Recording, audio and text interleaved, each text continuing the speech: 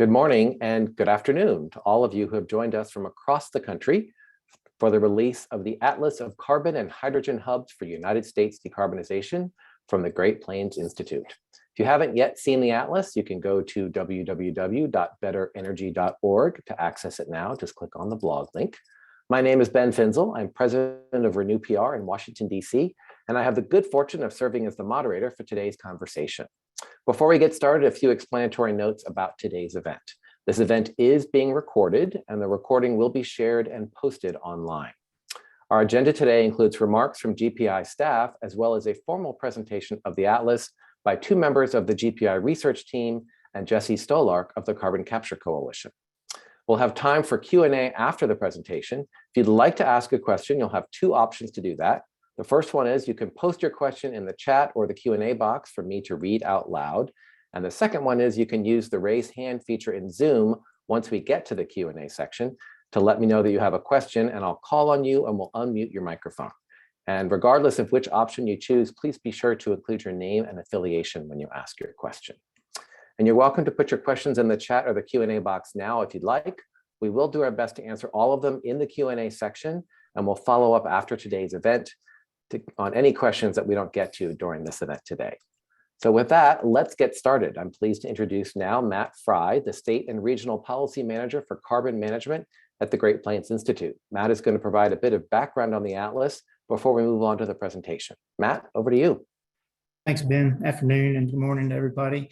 As Ben mentioned, I'm the State and Regional Policy Manager here, so I lead much of our state and regional work, which is a lot of the focus that we'll be talking about today. So just a bit of background before we get started. GPI, we're Great Plains Institute. We're a nonpartisan, nonprofit organization with a heavy focus on both energy policies and technologies. And then the carbon management team, where I work and spend my time with the organization, we're heavily focused on opportunities to help facilitate broad groups or reaches of stakeholders, develop policies and potential projects to further or incentivize further deployment of these carbon management projects. Because as I believe we all know, if we intend to meet our mid-century climate goals, deployment at a large scale of these projects is required. So just a little bit of history about GPI for those that aren't aware of us. We've been in the carbon management world for about 20 years. We really heavily got into the world of carbon management starting in about 2015 with some focused work with states and a number of states and stakeholder groups where starting in 2015, we published a series of white papers that provided a policy pathway forward to potentially help implement these projects. And then in 2018, we broadened our stakeholder outreach and then focused our work on more of a means or a mechanism to incentivize actual project deployment. So we looked through the regional deployment, carbon capture regional deployment initiative. We looked at models and opportunities to actually build out these projects. And as a result of that, in 2020, our analytical team, along with a number of assistants from other research outlets, published a white paper or an analytical paper on the actual build out near-term, mid-term deployment of these projects and what it may look like on the map for our region of the Midwest and the Rockies. So that just kind of lays the groundwork as to where we're at today. Through our work over time, it's become pretty evident that, to meet these mid-century climate goals, we're going to have to develop these projects at a large scale, and it makes the most sense to look at them through sort of a hub opportunity, which Dane and Elizabeth will describe here shortly. So what we look at is essentially you try to focus in areas where your natural resources, your transportation infrastructure, as well as your opportunities for storage, be that geology or putting the carbon oxide to beneficial use, can be concentrated into more of a local area.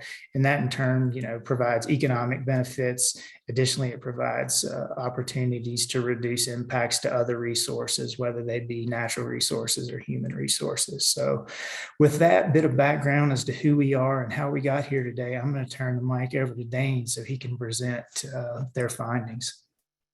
All Thank right, you thanks, very Matt. Oh, go ahead, Ben. Thanks so much, Matt. I just wanted to introduce Dane before we do get started. Dane is one of our 3 principal speakers for today's event.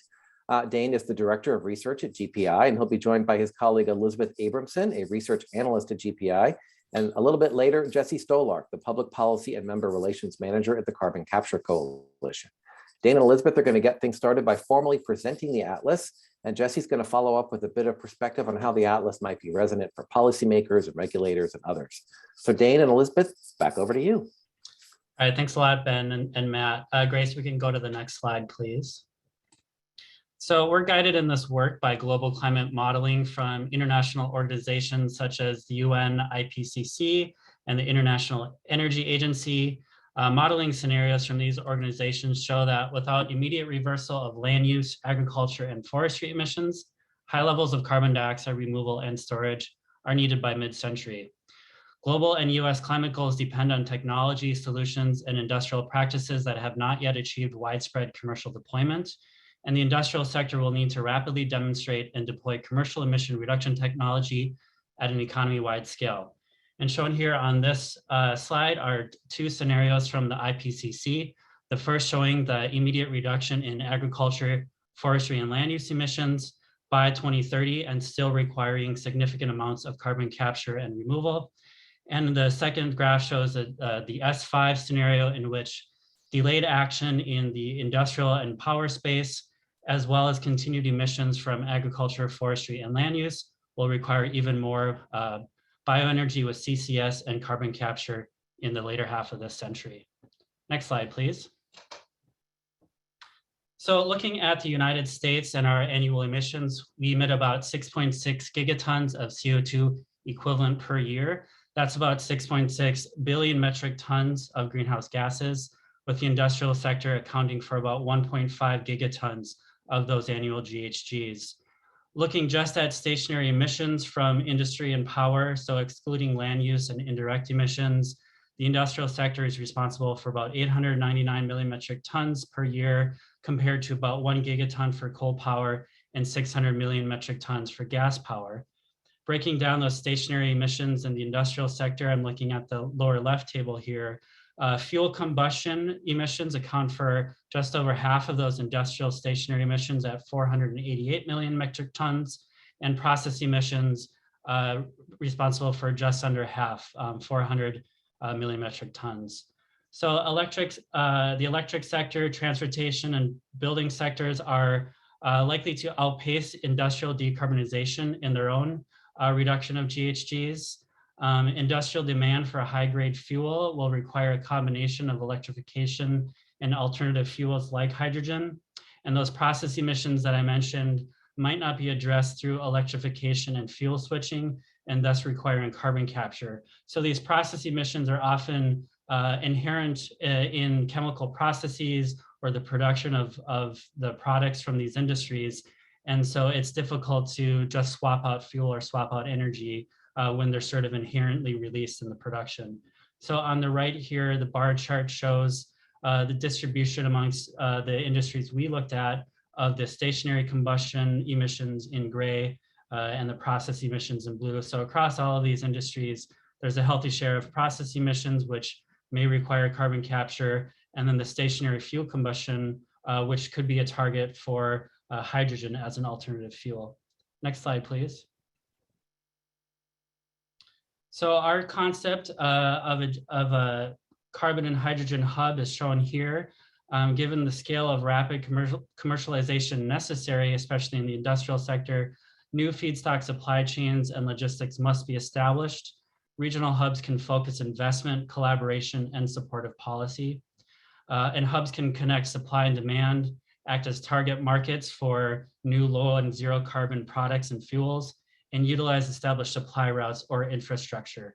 So on the diagram here, you can see a wide variety of industries taking part in one or both carbon capture and storage, and using hydrogen as an alternative fuel, with clean hydrogen production happening from zero carbon electricity, biomass, and other sources with carbon capture, as well as additional carbon removal through direct air capture and bioenergy with carbon capture. The CO2 capture and removal being permanently stored in geology or used to create synthetic fuels.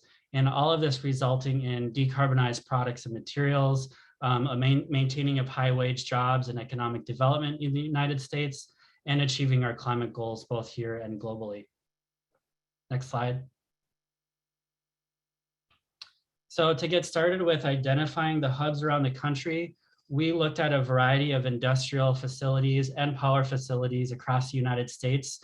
Shown here, the icons represent different industries and specifically where those facilities would qualify for the 45Q tax credit for carbon capture, retrofit, and storage. Additionally, there are smaller facilities that are just dots here that might not qualify for the 45Q tax credit, but would definitely be targets for alternative fuels like hydrogen for their fuel combustion. Next slide. Taking those 45Q eligible facilities a step further, those are still shown in the kind of blue purple dots here, but amongst those shown in the pinker dots are facilities that have been identified through the Regional Deployment Initiative as being near and medium term capture opportunities where investing in carbon capture retrofit equipment might break even in the near term while utilizing the 45Q tax credit over the next 10 to 15 years. Next slide.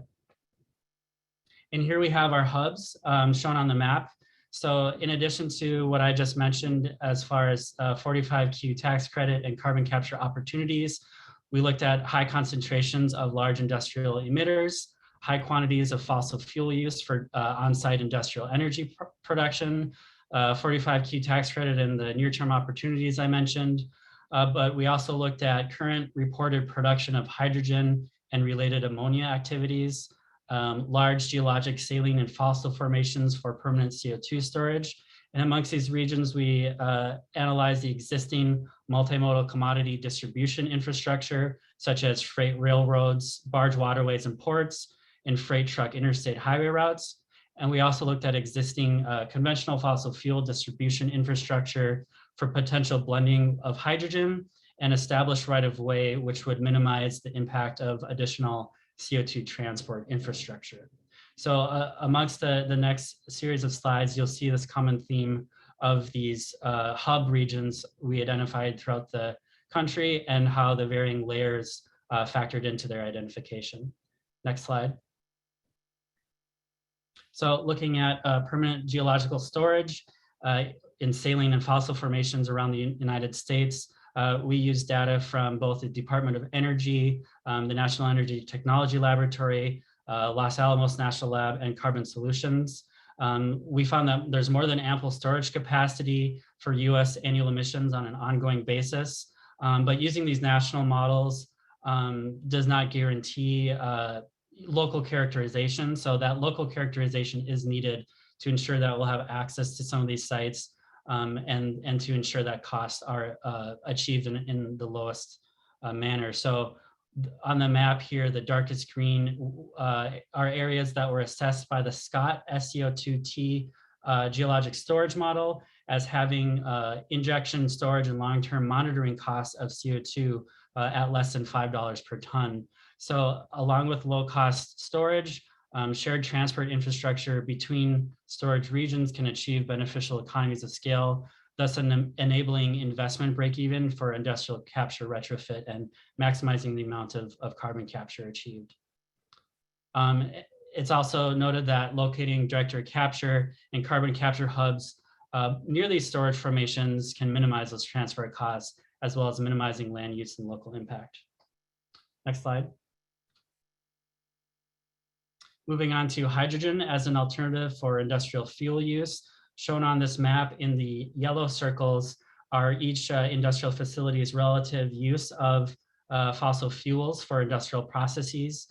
So some of those top fuels being natural gas at 4.4 quadrillion BTUs per year from industry, fuel gas, wood and residuals, possibly being biomass products, but coal and other types of gases as well being some of the highest used fuels across the country by industry. And the top industries by fuel use also shown on here in the bar chart with refineries, pulp and paper, petrochemicals, metal, steel, gas processing being amongst those top users of industrial fuel.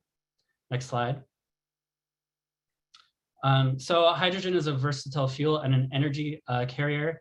Today, 95% of our hydrogen is produced from natural gas through the steam methane reforming process, but low carbon hydrogen can be produced with biomass, renewable and zero carbon electricity through electrolysis, and through the existing steam methane reforming process with additional carbon capture.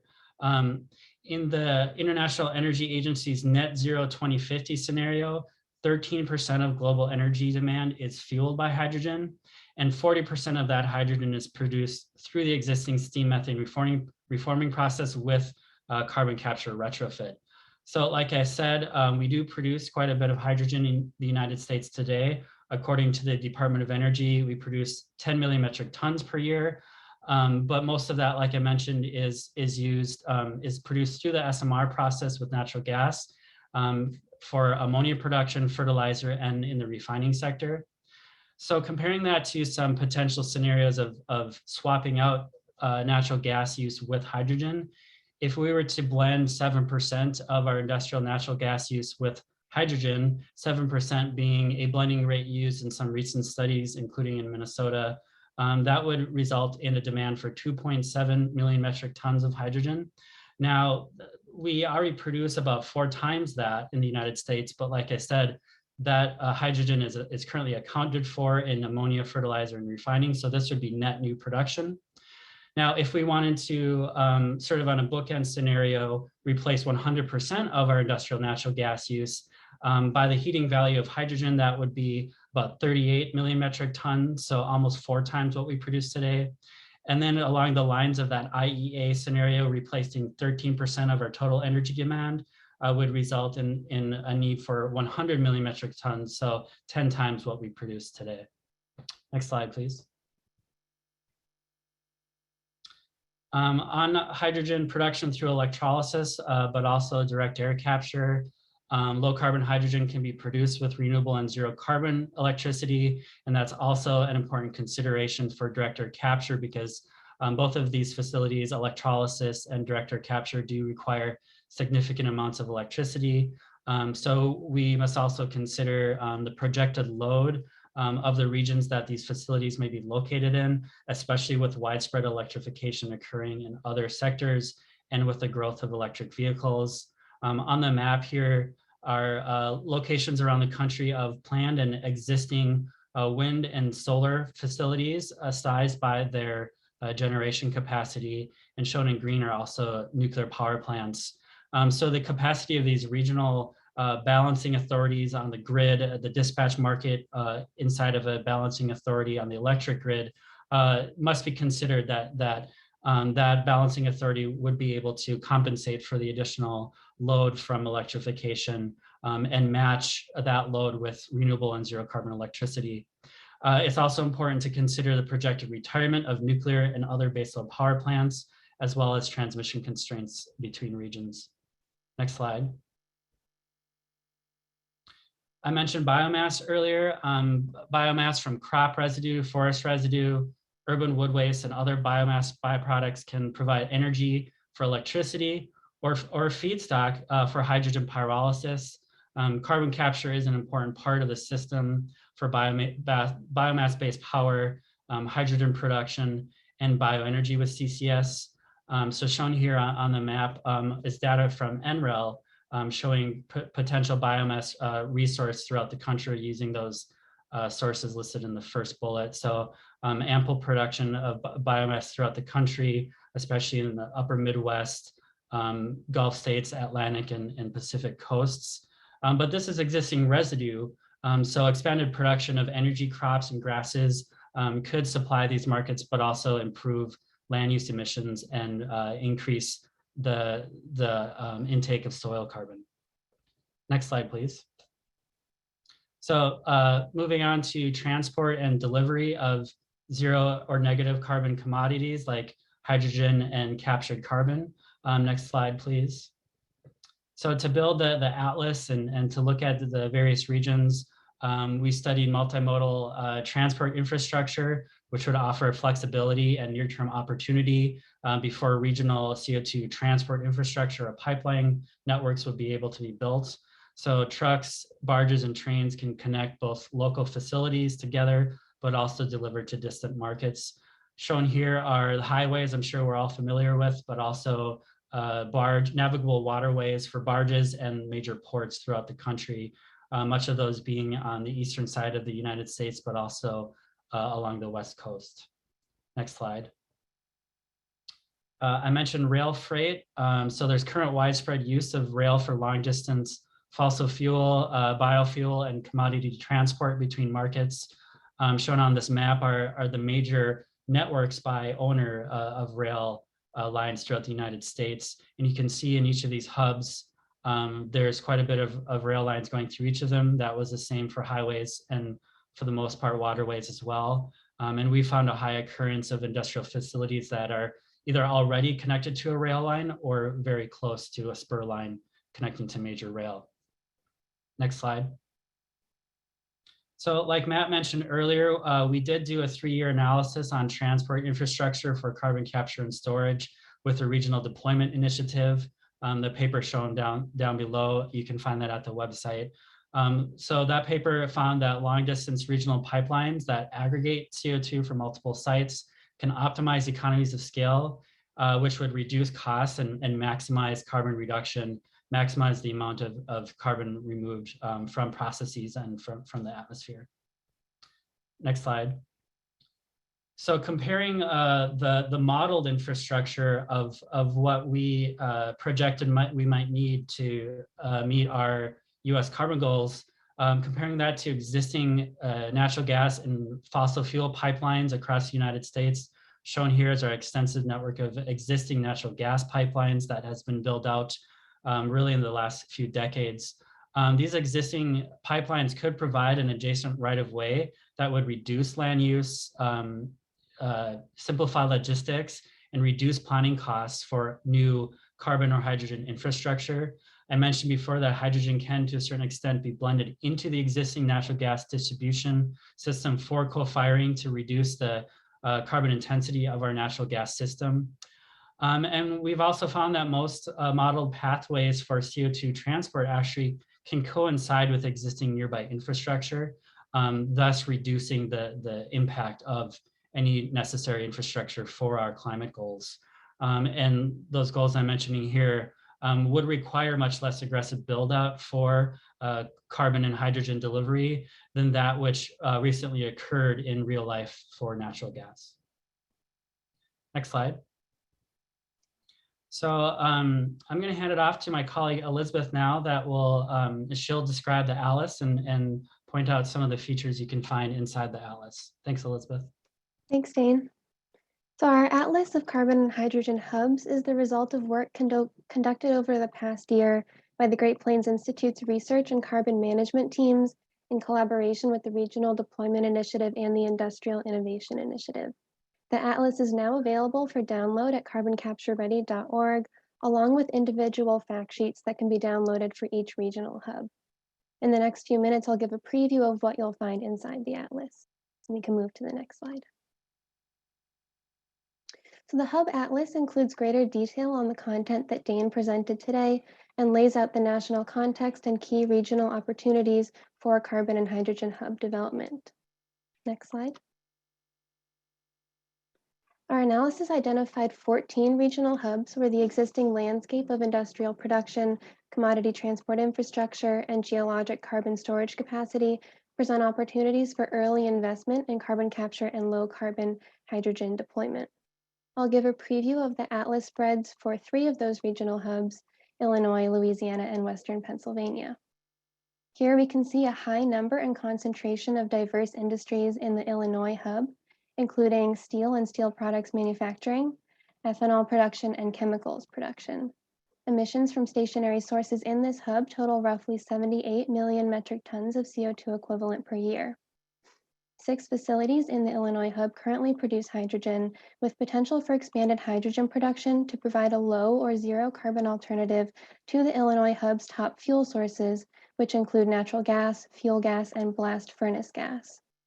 Using hydrogen to displace conventional fossil fuels at refineries and steel plants are major decarbonization opportunities in the Illinois hub, as refining and steel production are the hub's largest fuel-consuming industries. Next slide.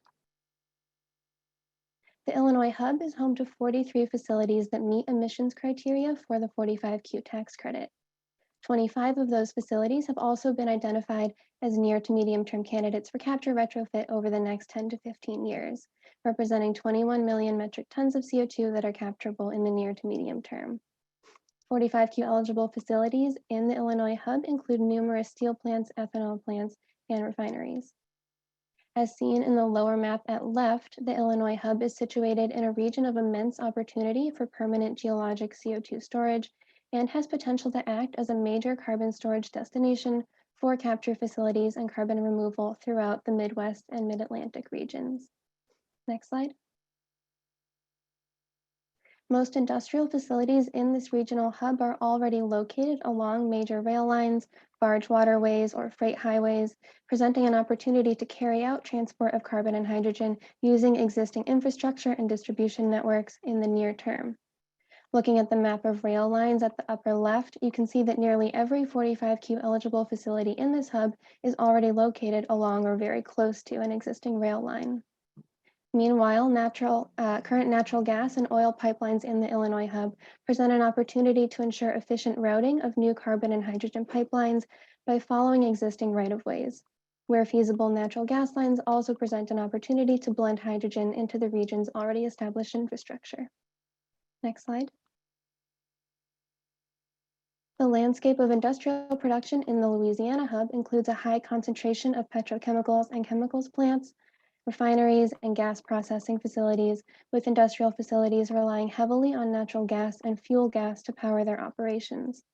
Facilities in the Louisiana hub emit a total of 85 million metric tons of CO2 equivalent per year.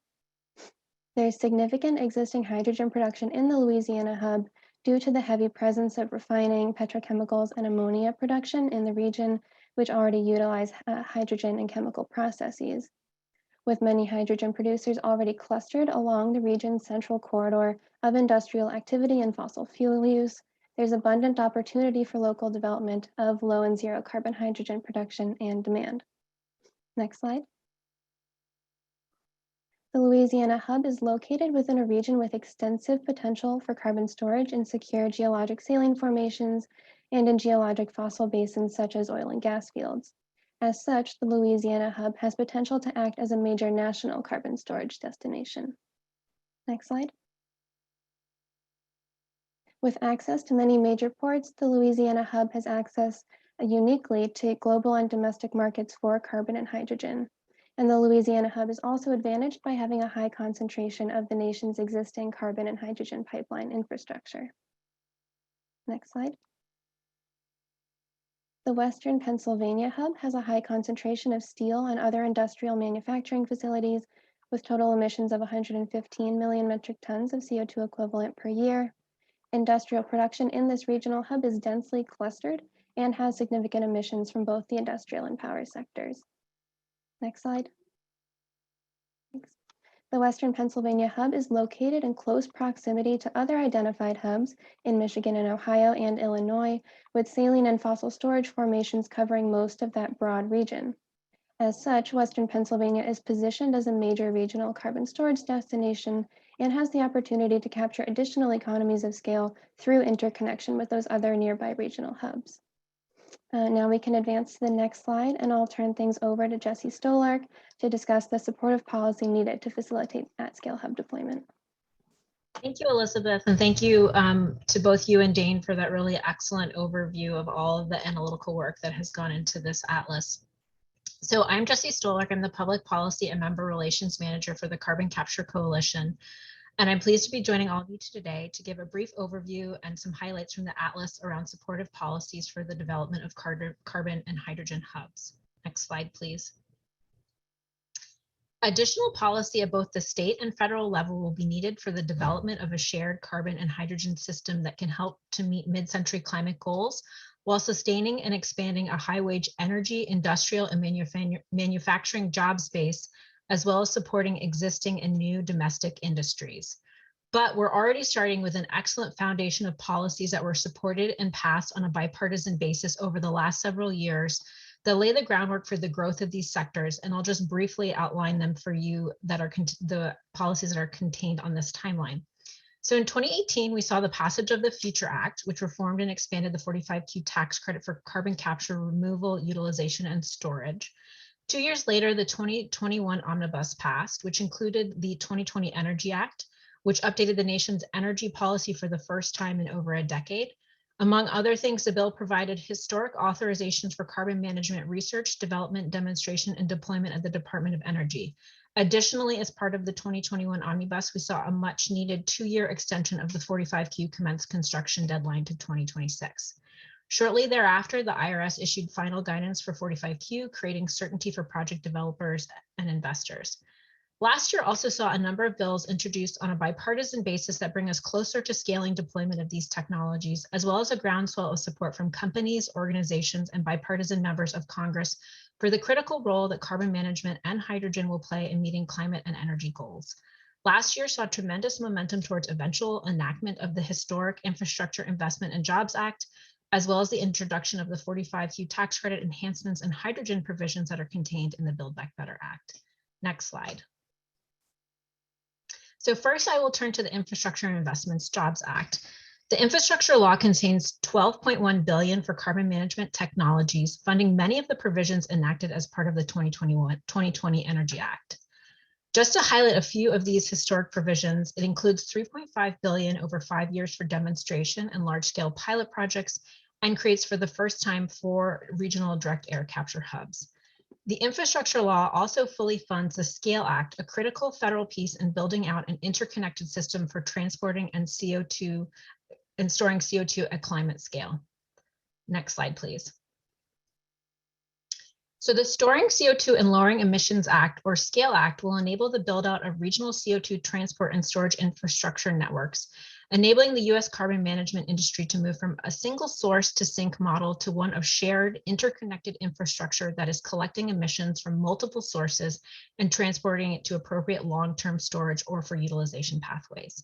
The SCALE Act has 3 major components. First, it creates a new DOE program which will provide low interest loans and grants to help finance CO2 transport infrastructure. This program is modeled on other successful federal private infrastructure funding mechanisms. Secondly, it will greatly expand the funding and scope of DOE cost share grants to support the development of large-scale commercial geologic storage sites in different regions of the country.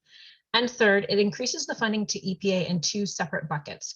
First, for EPA to oversee the federal Class 6 program, which is the permit type required for dedicated geologic storage projects. The second area of increased funding at EPA is to provide additional resources for states wishing to seek primacy over Class 6 wells. Next slide, please. So over to the hydrogen side, just a few highlights from the infrastructure law. For the first time, DOE will be funding the creation of at least 4 regional clean hydrogen hubs, and that is funded at $8 billion over 5 years. These hubs will create a network of clean hydrogen producers and consumers, as well as connective infrastructure. The hubs will demonstrate the ability to produce clean hydrogen from multiple sources and will consider multiple end uses. It also contains $1 billion in funding for demonstrations and commercialization of green hydrogen, which is the production of hydrogen through electrolysis, as well as $500 million for necessary infrastructure to deploy clean hydrogen. Next slide, please. So I'll switch gears now to briefly discuss the provisions contained in the pending Build Back Better Act, which contains key enhancements to 45Q tax credit, the 45Q tax credit, to close the cost gaps between the current level of support provided by 45Q and what's needed to enable deployment of carbon capture technologies in a greater number of sectors, particularly those with higher costs of capture, including heavy industry, power generation, and direct air capture. On the 45Q tax credit, the Build Back Better Act does a few things. First, it increases the credit values, as you can see in this table. For CO2 captured from industry and power, it will provide up to $85 per ton and up to $180 per ton for projects that capture CO2 directly from the atmosphere. Carbon utilization, which are those projects that convert carbon oxides into useful products such as fuels, chemicals, or building materials, are increased to $60 a ton from industrial and power sources and to $130 per ton for direct air capture. Next slide, please. So the second thing that the Build Back Better Act does with respect to 45Q is it greatly reduces the carbon capture thresholds. Annual capture thresholds required to be eligible for the tax credit are arbitrary and serve no policy purpose, and greatly reducing them will allow more projects to qualify for 45Q, as well as serving as an additional catalyst for innovation in a variety of sectors, particularly for carbon utilization. So in the Build Back Better Act, the direct air capture threshold is reduced to 1,000 metric tons per year. Industrial facilities are reduced to 12,500 tons per year, and power facilities are reduced to 18,750 tons per year. Additionally, carbon utilization projects would be subject to the thresholds that apply to the facility from which it is utilizing the carbon oxide. So for direct air capture, industry, or electricity. Next slide, please. So additional key 45Q enhancements contained in the Build Back Better Act include a direct pay option for 45Q, which provides greater efficiency of taxpayer dollars and reduces costly inefficiencies for project development, as well as a 6-year extension of the commenced construction window through 2031. Additionally, the Build Back Better Act contains a hydrogen tax credit, which provides the option of electing a production tax credit or an investment tax credit. Next slide, please. So lastly, I'll just briefly mention an area that the Atlas goes into more detail on, which is supportive state policies. State policies will be critical to enable hubs development and will play a complementary role to federal policies by bridging gaps, particularly on the regulatory side, as well as providing additional financial incentives and market development policies. So with that high-level summary of policies needed to enable hubs deployment, I'll hand things back over to my colleague, Ben Finzel. Thank you, Jessie, and thank you, Dane and Elizabeth. That was a lot of information, and I saw several folks in the chat there saying, could you make sure you tell me where to find the Atlas? I want to look at it. So you can find it at carboncaptureready.org, as Elizabeth mentioned earlier. And sorry, I sent you all to the GPI website. It's also there as well, but the best place to find it is carboncaptureready.org. So now we are ready for questions. We have a bunch in the chat and the Q&A. Thank you all for adding them. As a reminder, if you'd like to ask a question, you have two options. You can post your question in the chat or the Q&A box for me to read out loud, or you can use the raise hand feature to let us know that you have a question. And please don't forget to include your name and your affiliation. Let's go to the first question. It comes from Rick Weber at Inside EPA. And he says, the report makes a strong case for expanded 45Q credits contained in reconciliation legislation. Is there any analysis on how many more hubs could be created if Congress passes those tax provisions? Anyone want to jump in on that one? Dane or Elizabeth, maybe to start to say what you put in the Atlas and what you did. Yeah, we have not done an analysis on how many more hubs could be created, though in the past Regional Deployment Initiative CO2 transport report, as well as this report, we do note that there are a number of sectors that are sort of waiting on the line for project economics to improve until there's sort of a proven revenue for carbon capture, captured carbon. And I believe that expanded 45Q tax credit would allow those industries with slightly higher capture costs to start participating in hubs and regional transport infrastructure. Thank you. Jessie. Yeah, I can add. So it's not on hubs, how many more hubs, but there's been independent analysis that has shown that if the portfolio of complementary policies, which is essentially the provisions in the Build Back Better Act and the provisions in the enacted infrastructure law, would deliver an estimated 13-fold scale up of carbon management capacity, and that would translate to between 210 and 250 million metric tons in annual emissions reductions by 2035. Great, thank you. And Rick had a follow-up, and before I ask it, I just want to make clear there are some things the Atlas does not include. So some of the questions we may not be able to answer based on what work was done in the Atlas and what wasn't. But Rick asked as a follow-up, please speak more about the need for more pipelines. Did the report examine siting reforms? So that feels like an easy one for Dane or Elizabeth. Did the report examine siting reforms at all? In the analysis, we did not examine siting reforms, but perhaps my colleague Jessie or Matt could talk about those reforms. Jessie, Matt, any thoughts before we move on? I could speak briefly to it. Yeah, we never looked specifically citing reforms, but we look at opportunities to potentially site projects better, smarter in advance of deployment. So I think there's opportunities to do a better job of siting and do it more efficiently, but specific to reforms, we haven't addressed that. Great, thank you. And Jessie, you have your mic off, so I'm guessing you're not going to add anything. We have a question from Elizabeth Weiss. Elizabeth, I saw your hand up. Do you want us to call on you, or should I read it from the chat? Just let us know.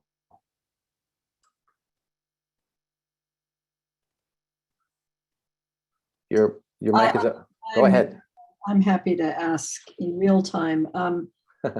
If Build Back Better doesn't pass in any form, have you done any kind of an analysis of which of these hubs would still make sense in the near term? And are there, given the political realities that we likely face in the next couple of years, can this move forward under those realities? Thank you, Elizabeth. From USA Today, by the way, I should have mentioned.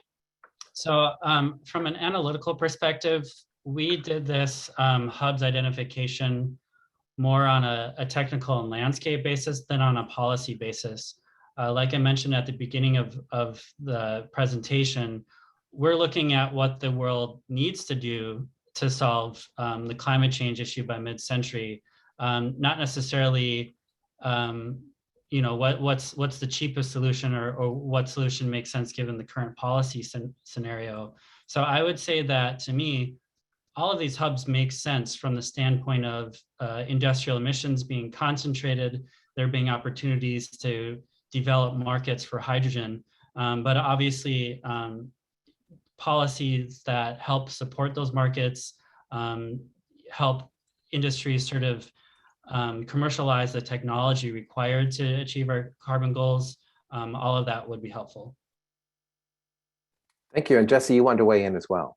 Sure, I would just add to that we, without Build Back Better being over the finish line, we are already seeing hub-like announcements with projects that are going to capture and convey CO2 from multiple sources. But what I think without Build Back Better and without those enhancements, what we would see is the continuation of deployment and lower cost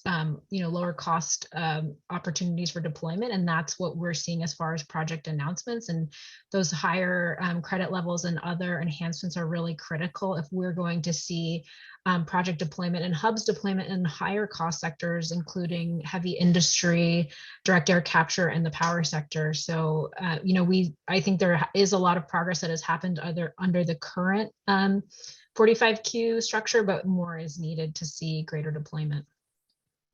Thank you. And Elizabeth, while your mic is still on, do you want to ask a follow-up before we move on?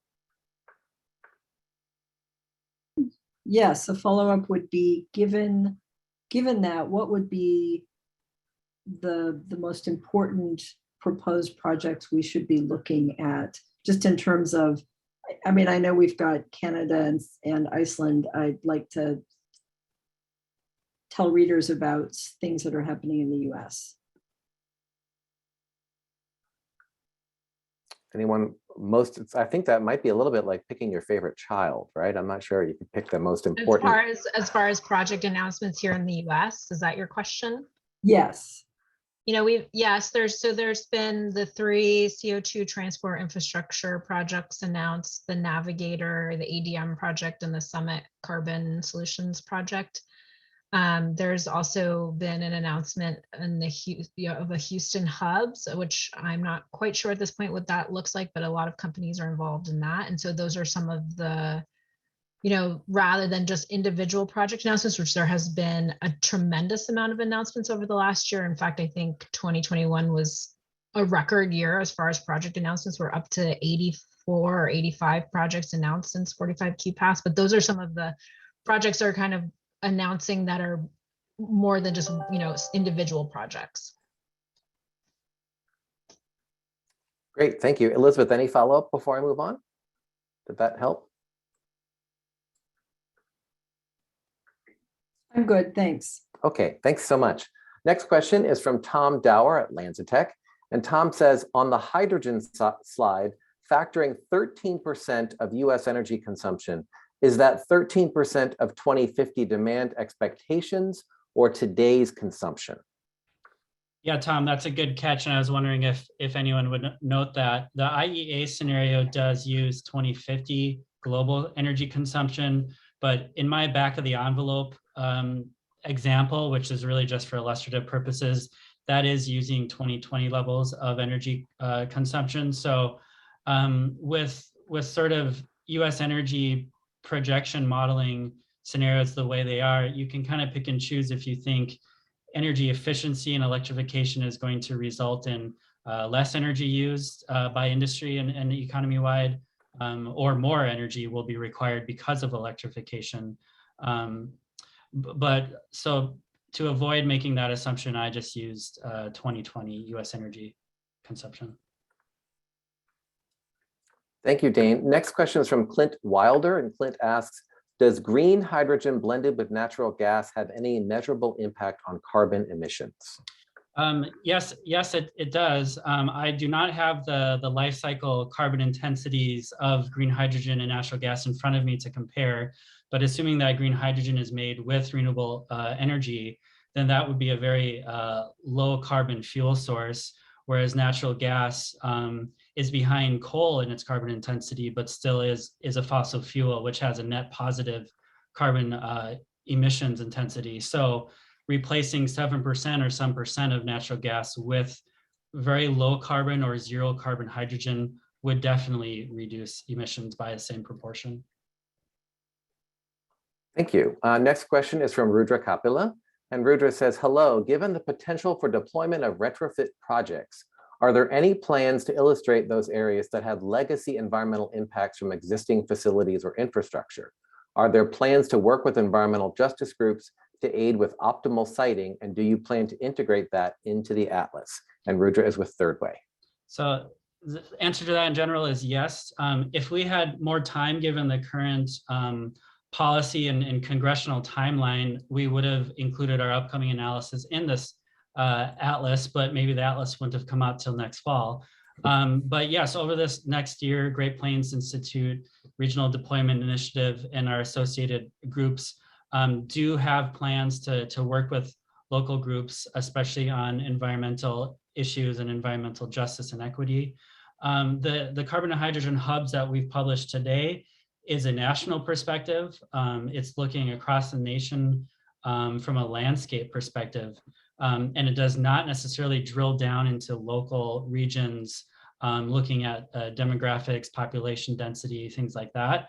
But that's the exact next step. So once we identify potential regions, potential participants, and partnering companies that would like to make investments in decarbonizing solutions, that's when you go in and look at where might these facilities be sited with either the least local impact or the most beneficial local impact on the economy, while minimizing and eliminating the environmental impact and impact on human health and other equity considerations.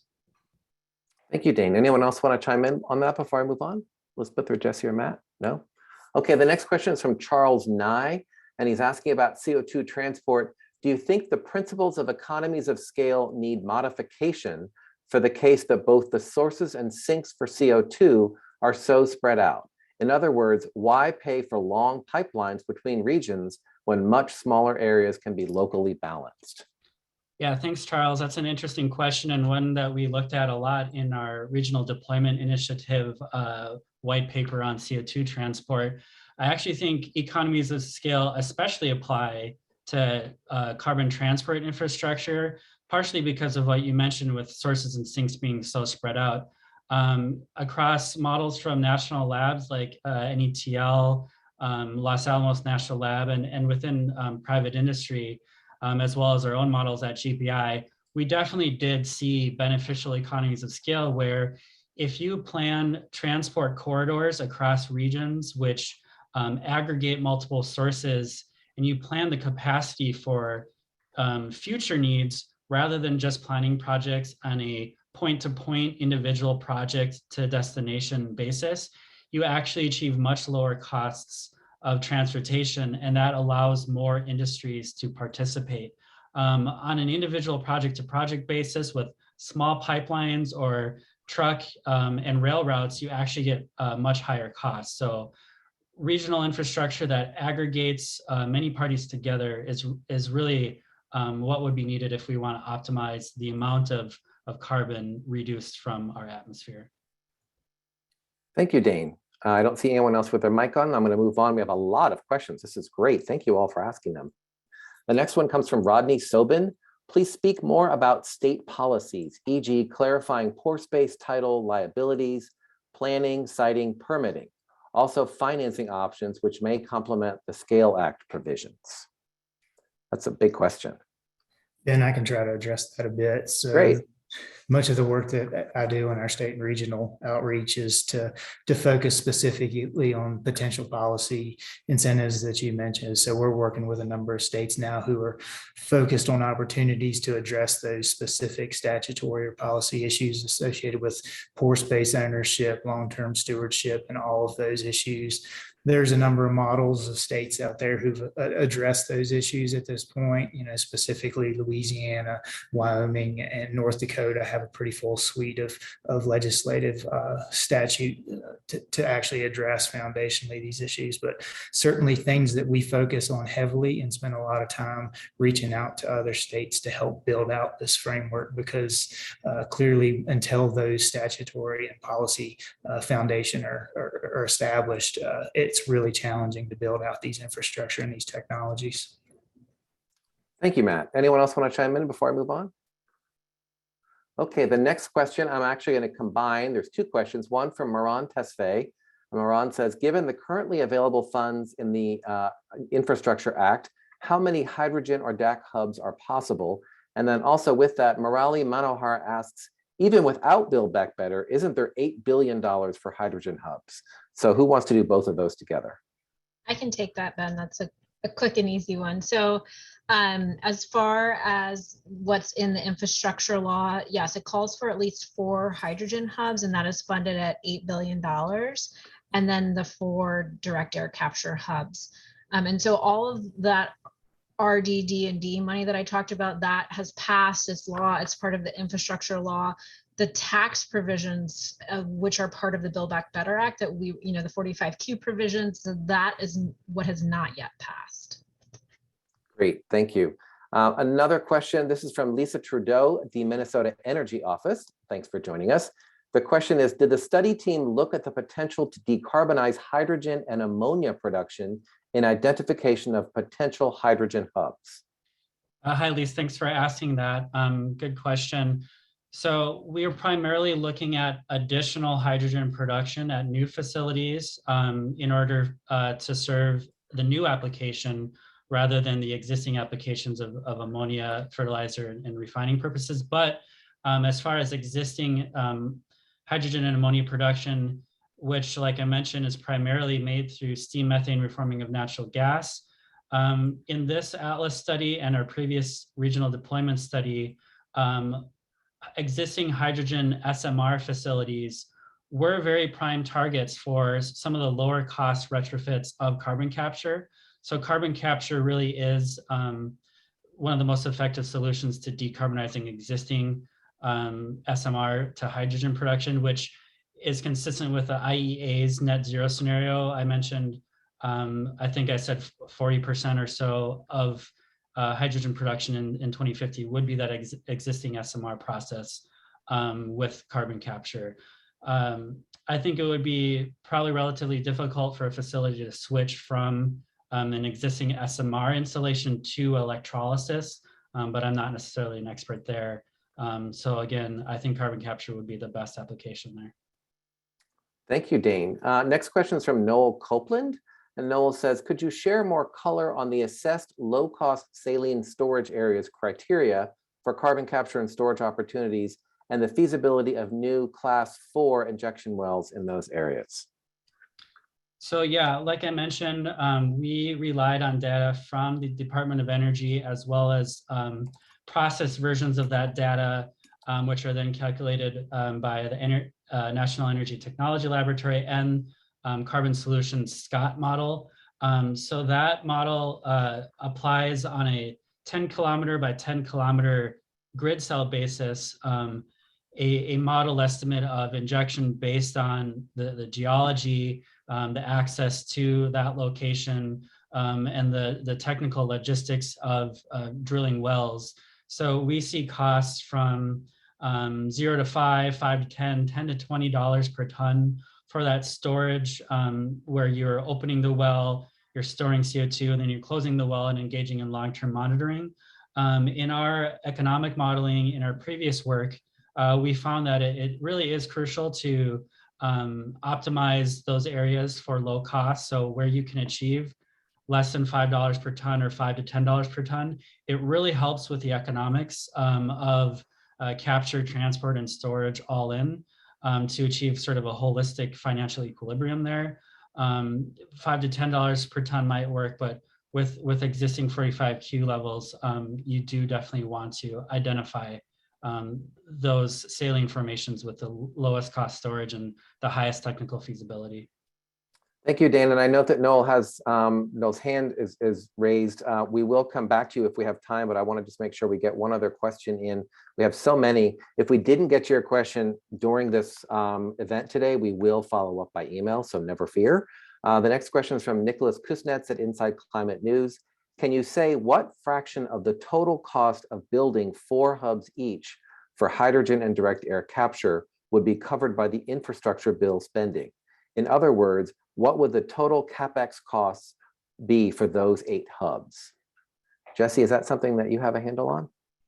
So I don't know what the total Capex costs would be, but I do know that it's, so a couple things. One is that DOE is kind of figuring out right now what all of these programs will look like. And they actually, today was the deadline for a request for information from the Department of Energy about carbon management technology. So tons of organizations and companies are providing their responses to that RFI. And I think that will be really informative to DOE. But we could take a couple of guesses. I think, typical, if you look at DOE cost share programs, those are usually 50%.